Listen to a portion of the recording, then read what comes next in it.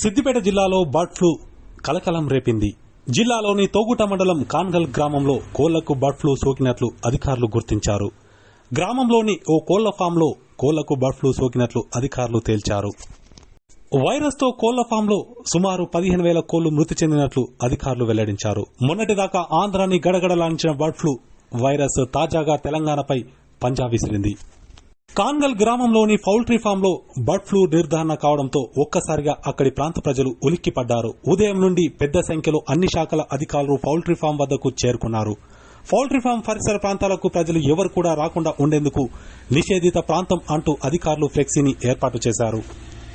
కోళ్ల నుండి మనుషులకు వైరస్ సోకే అవకాశం ఉన్నందున గ్రామస్తులను అధికారులు అనుమతించలేదు. అధికారులు సైతం మాస్కులు ధరించి విధులు నిర్వర్తించడం స్పష్టంగా కనిపించింది. వేల సంఖ్యలో కోళ్లు మృత్యువాత పడడంతో జేసీబీ సాయంతో కోళ్లను పూడ్చివేశారు.